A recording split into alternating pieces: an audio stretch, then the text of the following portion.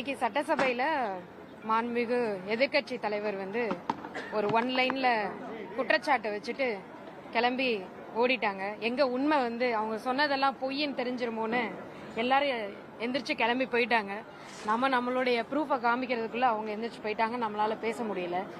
இன்னைக்கு நான் சொல்றேன், ஆந்திராவுக்கு போயிடுச்சு, பக்கத்தில் இருக்க ஸ்டேட்டுக்கு போயிடுச்சு அப்படின்னு நிறைய விஷயங்கள் சொல்லிட்டு இருக்காங்க. அதுக்கான கம்பெனியோட லிஸ்டையும் அதுக்கான காரணங்களையும் நான் சொல்றேன். அதுக்கு முன்னாடி அவங்க மேல ஒரு நான் குற்றச்சாட்டு வைக்கிறேன். கடைசி 5 வருஷத்துல அவங்க பக்கத்து ஸ்டேட்டுக்கு விட்டு கொடுத்த ப்ராஜெக்ட் எத்தனை தெரியுமா? 25 இன்வெஸ்ட்மெண்ட். அந்த 25 இன்வெஸ்ட்மெண்டோட வேல்யூ என்ன தெரியுமா?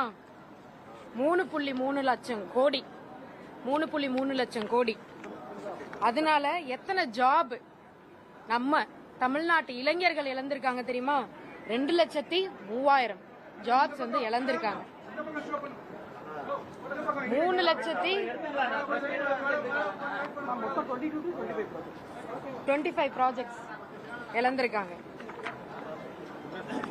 இது 7 ஸ்டேட் இதனால பெனிஃபிட் ஆயிருக்கு. குஜராத், அங்க டாடா எலக்ட்ரானிக் செமிகண்டக்டர் ஃபேப் போயிருக்கு 2024.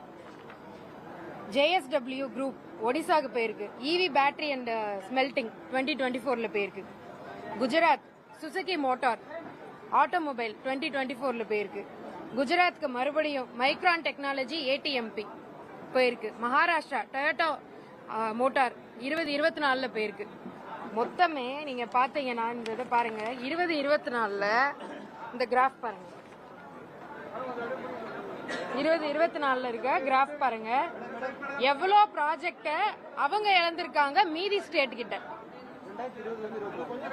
24 மட்டுமே, ஒவ்வொரு முறையும் இழந்திருக்காங்க. ஆனா 24 மட்டுமே எவ்வளவு ப்ராஜெக்ட இழந்திருக்காங்கன்னு பாத்துக்கோங்க.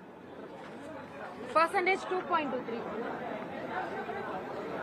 இவங்க என்னைய கேள்வி கேட்கறாங்க, ஆந்திராக்கு நான் வழி அனுப்பிச்சு வைக்கிறேன்னு 30 நாள்ல எங்களை கேள்வி கேட்கறாங்க. அதுக்கும் நான் ஆன்சர் வச்சிருக்கேன். அவங்க கேட்ட ஒவ்வொரு கம்பெனிக்கும் நான் சொல்றேன். Apollo tyre